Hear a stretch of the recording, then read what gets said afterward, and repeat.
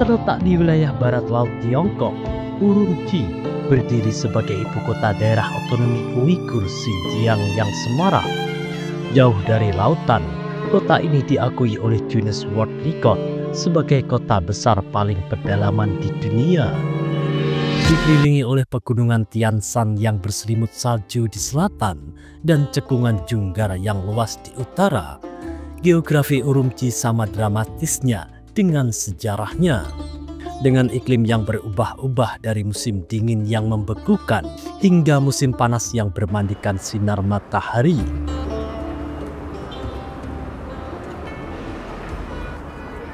Posisi Urumqi di jalur utara jalur sutra kuno menjadikannya pos perdagangan penting selama berabad-abad.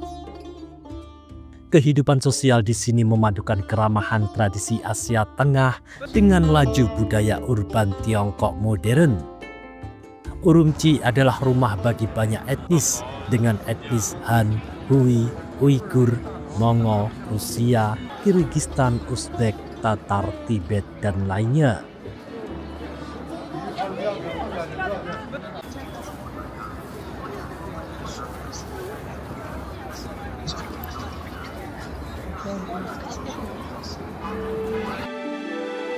Pagi hari di Urumqi diawali dengan aroma teh susu hangat dan roti nan segar yang bertebaran dari kios-kios kaki lima.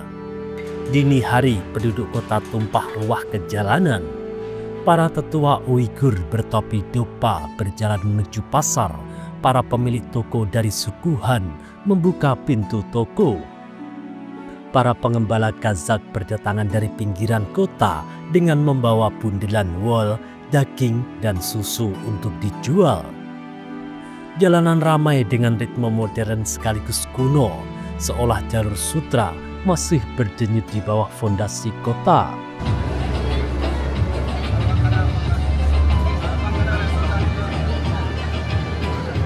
Pasar besar dengan menara jamnya adalah jantung dari pertukaran harian.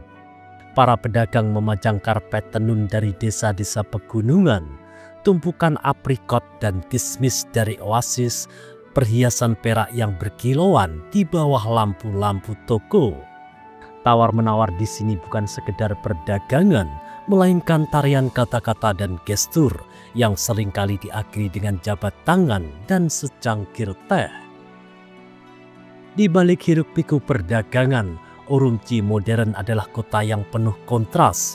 Gedung-gedung pencakar langit kaca menjulang di sepanjang pemukiman berusia berabad-abad. Sungguh suasana yang benar-benar menandakan kehidupan kuno pernah hadir dan masih terasa di sini. Kedai-kedai teh ramai dengan percakapan, menyajikan teh Uighur manis bersama teh hijau Cina.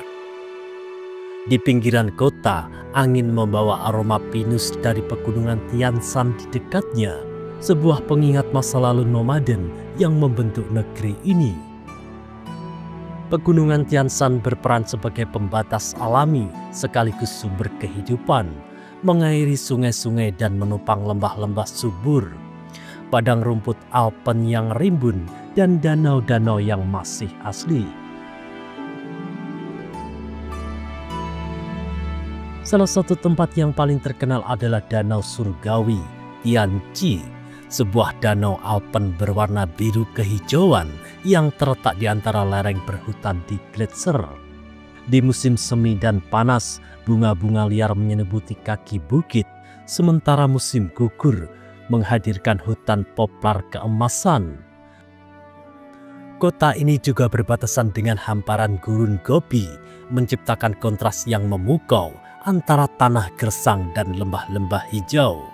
Perpaduan pemandangan pegunungan, stepa, dan gurun ini menjadikan Urumqi unik di antara kota-kota di Tiongkok.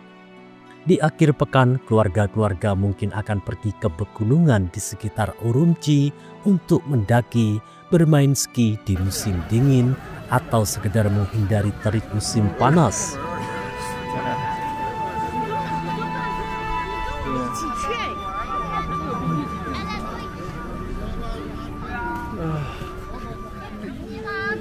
Makanan tetap menjadi bagian penting kehidupan sehari-hari dengan pasar jalanan yang menawarkan buah-buahan segar dari lembah-lembah subur Xinjiang. Meskipun sebagian besar wilayah Xinjiang kering, Urumqi diuntungkan oleh pertanian irigasi yang dialiri air lelehan gletser dari pegunungan Tian Shan. Wilayah ini dikenal sebagai penghasil melon, anggur, apel, pir, dan aprikot. Serta sayur-sayuran hijau adalah produk lain pertanian di Urumqi. Meskipun nama Urumqi dalam bahasa Mongol berarti padang rumput yang indah, asal-usul kota ini berakar pada peradaban nomaden dan menetap.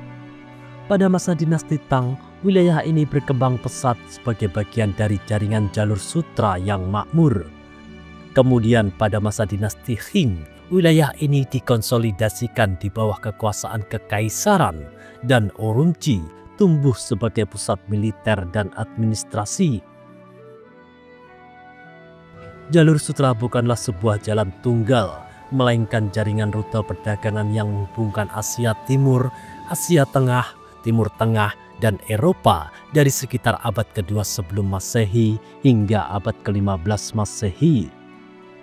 Urumqi berfungsi sebagai tempat peristirahatan dan perbekalan bagi karavan. Jalur sutra bukan hanya tentang pertukaran budaya dan intelektual, tetapi juga tentang perdagangan. Jalur sutra membawa matematika, kedokteran, astronomi, gaya seni, dan keyakinan agama lintas benua. Para pedagang dan diplomat Arab mulai berdatangan ke Asia Tengah setelah penaklukan Islam pada abad ke-7 hingga ke-8. Mereka membawa Al-Quran, ilmu pengetahuan Islam, dan praktik perdagangan. Orang-orang Uighur yang mendominasi wilayah ini secara bertahap memeluk Islam, terutama setelah abad ke-10 ketika Kakanan Karakanatid, dinasti Muslim Turki, menguasai sebagian besar Xinjiang. Bersamaan dengan agama muncul pula seni, arsitektur, pendidikan, dan hukum Islam.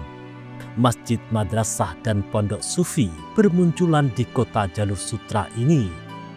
Para cendekiawan Muslim juga menyerap teknologi Tiongkok seperti pembuatan kertas dan menyebarkannya ke barat yang secara mendalam mempengaruhi zaman keemasan Islam. Pada abad ke-20, kota ini menjadi pusat perkembangan industri, terutama setelah berdirinya Republik Rakyat Tiongkok pada tahun 1949. Kota ini mengalami modernisasi yang pesat tetapi juga ketegangan karena keragaman etnisnya membentuk kekayaan budaya dan kompleksitas politik.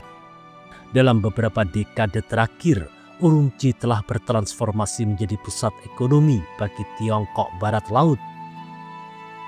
Perannya sebagai pusat logistik telah berkembang pesat berkat inisiatif sabuk dan jalan memposisikan sebagai gerbang perdagangan antara Tiongkok dan Asia Tengah, Rusia, dan Eropa.